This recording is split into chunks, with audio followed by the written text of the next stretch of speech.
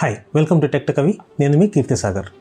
ఈ ప్రైస్ రేంజ్లో అంటే 25,000 బిలో బెస్ట్ స్మార్ట్ ఫోన్స్ అనే వీడియో చేయాలనే ఆలోచనే నాకు లేదు.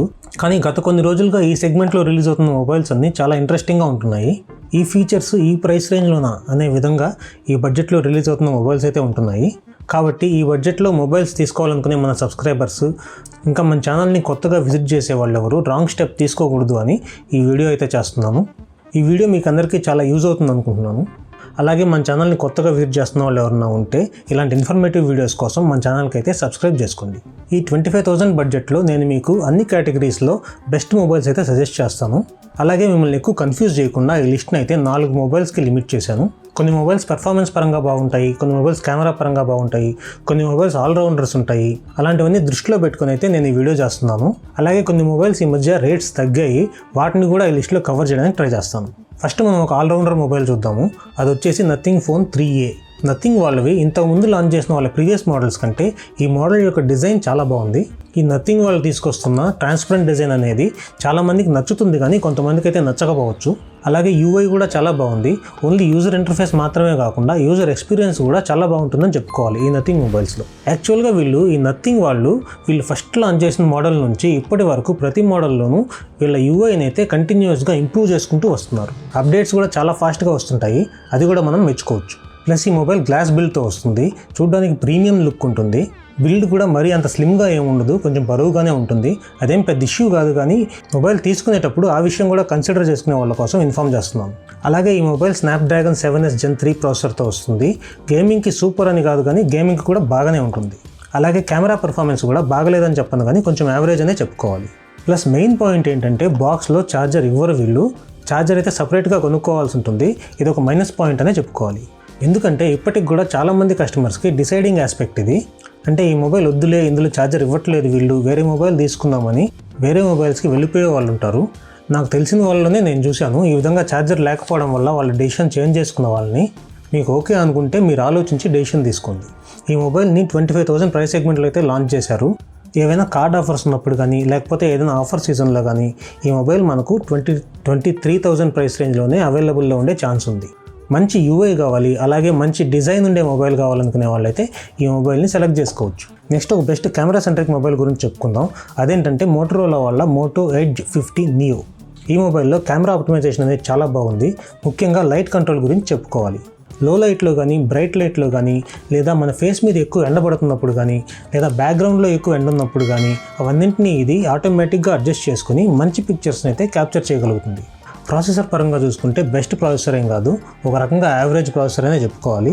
MediaTek Dimensity 7300 ప్రాసెసర్ అయితే వీళ్ళు ప్రొవైడ్ చేస్తున్నారు, కానీ కెమెరా పర్ఫార్మెన్స్ మాత్రం బెస్ట్ అని చెప్పుకోవాలి. ఇందులో ఉన్న ఇంకొక మైనస్ పాయింట్ ఏంటంటే ఇందులో వీళ్ళు 4310 mAh బ్యాటరీ ప్రొవైడ్ చేస్తున్నారు. దీనివల్ల ఈ మొబైల్ కాంపాక్ట్గా ఉంటుంది. అలాగే బ్యాటరీ బ్యాకప్ కూడా ఫుల్ డే రావడం అనేది కష్టమే. ఈ కాంపాక్ట్ మొబైల్ అనే పేరుతో వీళ్ళు మరీ 4300 mAh బ్యాటరీ కాకుండా అట్లీస్ట్ ఒక 4800 mAh వరకైనా ప్రొవైడ్ చేస్తుంటే బాగుండేది. కాకపోతే బాక్స్లో వీళ్ళు 68 watts ఛార్జర్ని అయితే ప్రొవైడ్ చేస్తున్నారు. ఇదైతే మీ మొబైల్ని ఫాస్ట్గానే ఛార్జ్ చేస్తుంది. ఈ మొబైల్ యొక్క UI కూడా చాలా క్లీన్గానే ఉంటుంది, కానీ అప్డేట్స్ అనేవి రెగ్యులర్గా ఇవ్వరు. మాకు మంచి కాంపాక్ట్ మొబైల్ కావాలి, మొబైల్ మరీ పెద్దదిగా లేకుండా చేతిలో కరెక్ట్గా ఫిట్ అవ్వాలి, డిజైన్ బాగుండాలి, బిల్డ్ క్వాలిటీ బాగుండాలి, కెమెరా పర్ఫార్మెన్స్ బాగుండాలి అనుకునే వాళ్ళు ఈ మొబైల్ని అయితే సెలెక్ట్ చేసుకోవచ్చు. దీని తర్వాత మనకు మంచి గేమింగ్ ఫోన్ కావాలనుకుంటే Poco X7 Pro గురించి చెప్పుకోవాలి. ఇందులో స్నాప్డ్రాగన్ కాదు, MediaTek Dimensity 8400 అల్ట్రా ప్రాసెసర్ని అయితే యూజ్ చేశారు. దీనివల్ల గేమింగ్ పర్ఫార్మెన్స్ అయితే చాలా బాగుంటుంది. ప్లస్ దీంట్లో UFS 4.0 టైప్ని యూజ్ చేశారు కాబట్టి దీని ఎఫెక్ట్ కూడా గేమింగ్ మీద ఉంటుంది. హయ్యర్ ఫ్రేమ్ రేట్స్లో గేమింగ్ ఆడేటప్పుడు ఎటువంటి ల్యాగ్ ఉండదు, స్మూత్ గేమింగ్ ఎక్స్పీరియన్స్ అయితే ఉంటుంది. ఫ్రేమ్ రేట్స్ కూడా ఎక్కడ డ్రాప్ అవ్వకుండా కాన్స్టెంట్గా ఉంటాయి. గేమింగ్కి ఇదొక ప్లస్ పాయింట్ అవుతుంది. అలాగే ఇందులో 6000 mAh బ్యాటరీ అయితే ప్రొవైడ్ చేస్తున్నారు. గేమింగ్ ఆడే వాళ్ళకి ఛార్జింగ్ కూడా ఎక్కువసేపు వస్తుంది కాబట్టి ఇది ఒక అడ్వాంటేజ్ అనే చెప్పుకోవాలి. ప్లస్ ఈ మొబైల్తో బాక్స్లో 90 watt ఫాస్ట్ ఛార్జర్ని అయితే ప్రొవైడ్ చేస్తున్నారు, కాబట్టి మొబైల్ కూడా ఫాస్ట్గానే ఛార్జ్ అవుతుంది. ఇందులో బెస్ట్ కెమెరా పర్ఫార్మెన్స్ అయితే ఎక్స్పెక్ట్ చేయొద్దు, యావరేజ్గానే ఉంటుంది. అలాగే పోకో వాళ్ళ UI జనరల్గానే కొంచెం యావరేజ్గా ఉంటుంది. UI విషయంలో వీళ్ళు చాలా ఇంప్రూవ్ చేసుకోవాల్సి ఉంటుంది. నెక్స్ట్ మనకు మల్టీమీడియా యూసేజ్కి బెస్ట్ డిస్ప్లే ఉన్న మొబైల్ కావాలనుకుంటే Realme GT60 అయితే తీసుకోవచ్చు. ఇందులో వీళ్ళు LTPO డిస్ప్లేని అయితే ప్రొవైడ్ చేస్తున్నారు. అలాగే 6000 nits పీక్ బ్రైట్నెస్తో వస్తుంది. జనరల్గా ఇటువంటి డిస్ప్లే ఫీచర్స్ ఫ్లాగ్షిప్ రేంజ్ మొబైల్స్లో కానీ లేకపోతే 50,000 అబోవ్ మొబైల్స్లో కానీ కనిపిస్తుంటాయి. ఈ మొబైల్ లాంచ్ అయినప్పుడు దీని ప్రైస్ 30,000 వరకు ఉండింది. ఇప్పుడు ఇది 20,000 లోపు మార్కెట్లో అవైలబుల్లో ఉంది. మళ్ళీ ప్రైస్ హైక్ అయ్యి దీని కాస్ట్ మాత్రం 20,000 పైకి వెళ్ళిపోతే ఆ రేట్కి అయితే మాత్రం దీన్ని తీసుకోవద్దు. ఆఫర్ సీజన్లో అయినా సరే 20,000 లోపు మీకు ఈ మొబైల్ అవైలబుల్లో ఉంటే మాత్రమే దీన్ని తీసుకోండి. ఈ మొబైల్లో చాలా పాజిటివ్ పాయింట్స్ ఉన్నాయనే చెప్పుకోవాలి. ఇందులో వీళ్ళు స్నాప్డ్రాగన్ 7+ Gen 3 ప్రాసెసర్ని అయితే ప్రొవైడ్ చేస్తున్నారు. గేమింగ్కి కూడా బాగానే ఉంటుంది. ఇందులో కెమెరా పర్ఫార్మెన్స్ కూడా బాగానే ఉంటుందని చెప్పుకోవాలి. గేమింగ్ చేసేటప్పుడు హీటింగ్ ఇష్యూస్ని తగ్గించడానికి ఇందులో ఐస్బర్గ్ వేపర్ కూలింగ్ సిస్టమ్ని అయితే ప్రొవైడ్ చేస్తున్నారు. అలాగే 120 వాట్ ఫాస్ట్ ఛార్జింగ్ అయితే సపోర్ట్ చేస్తుంది. ప్లస్ ఇందులో 5500 mAh బ్యాటరీ ఉంటుంది. బ్యాటరీ బ్యాకప్ కూడా చాలా బాగుంటుంది. అయితే యూఐని మాత్రం వీళ్ళు ఇంకా ఇంప్రూవ్ చేసుకోవచ్చు. చాలా బ్లోట్వేర్ని ప్రొవైడ్ చేస్తున్నారు. ఈ ప్రైస్ రేంజ్లో ఇలా చేయకూడదు.